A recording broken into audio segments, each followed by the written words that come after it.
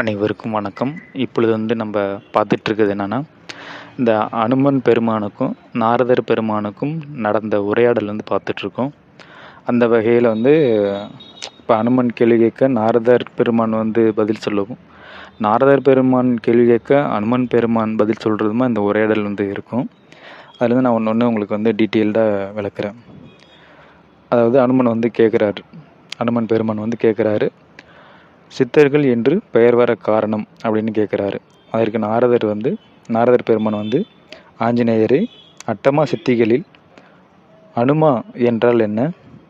அதற்கு அனுமன் பெருமான் கூறும் பதில் என்னன்னா, அது தங்களுக்கும் தெரியும் என்றாலும் சொல்கிறேன். அணுவை காட்டிலும் நுண்மையான வடிவை எடுக்கும் ஆற்றல் அனிமா எனப்படுவது. நாரத பெருமான், இரண்டாவதான மகிமா என்பது என்ன? அதற்கு அனுமன் பெருமான், மலையை காட்டிலும் பெரும் வடிவத்தை எடுத்து நிற்கும் வடிவத்தை மகிமா எனப்படும். அடுத்து மூன்றாவதாகிய லஹிமா என்பது என்ன? அதற்கு அனுமன் பெருமான், கண்ணுக்கு தெரியாத காற்றை விட மெல்லிய வடிவை அடைவது. அடுத்து நாரத பெருமான் கூறுவது, பிராக்தி என்பது எண்ணுவதை பெறுவது. அடுத்ததான கரிமா என்பது என்ன? அனுமன் கூறுவது, மென்மையாகவும் கனத்தும் இருப்பது, எதனாலும் பாதிக்கப்படாமல் விளங்குவது. அடுத்து பிரகாமியம் என்பது என்ன? எண்ணியபடி பல உருவங்கள் எடுப்பதும் கூடுவதும். அடுத்து மாருதி ஈசத்துவம் என்பது என்ன? தேவர்களும் வணங்கும் தெய்வ நிலையில் நிற்கச் செய்வது. அடுத்து பிரபஞ்சம் முழுவதையும் தன்மயமாக்குவதற்கான பெயர் என்ன? அதற்கு அனுமன் பெருமான், அதற்கு வசித்துவம் என்று பெயர். நாரத பெருமான் கூறுவது என்னன்னா, வாயுவின் புத்திரரே, இந்த 8 சித்திகளும் பெற்ற தாங்கள் இவைகள் முக்தி பெற உதவாதென்று ராமரின் பாதத்தை பற்றினீர்கள். சித்தர்களோ அவைகளை பரலோகத்திற்கு செல்லும் படிகளாக்கி மிதித்து கொண்டு சென்று பரமனின் அருள் பெற்று இம்மையிலேயே இறையருள் பெற்று அவரோடு இரண்டர கலந்து விளங்குகிறார்கள். அனுமன், அது அரிய சாதனைதான்.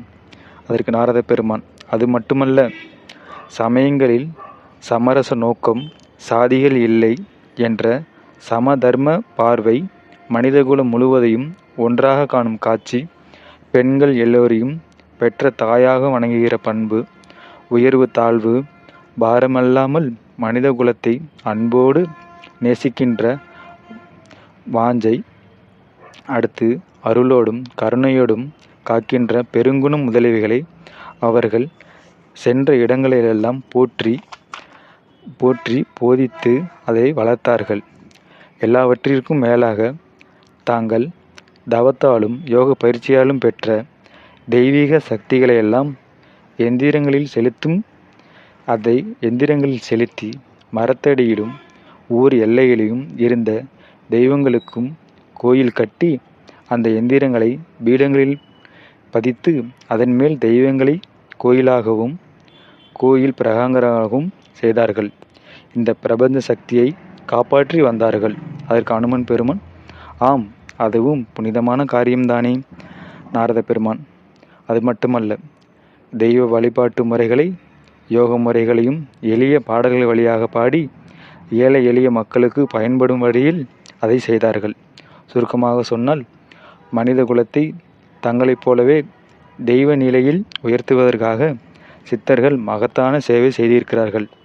அவர்களுக்கு வழிகாட்டியாகவும் இருந்தவர் அகத்திய பெருமான்.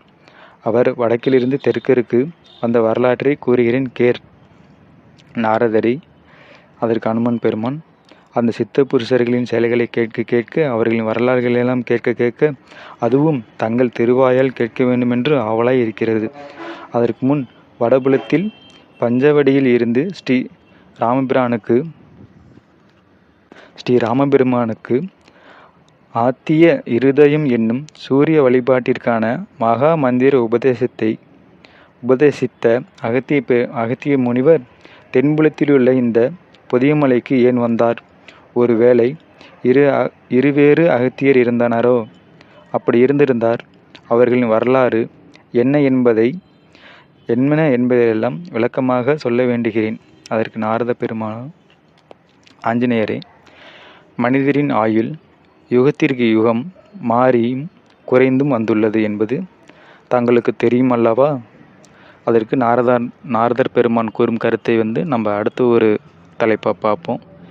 மீண்டும் அடுத்த ஒரு தலைப்பில் சந்திப்போம். நன்றி, வணக்கம்.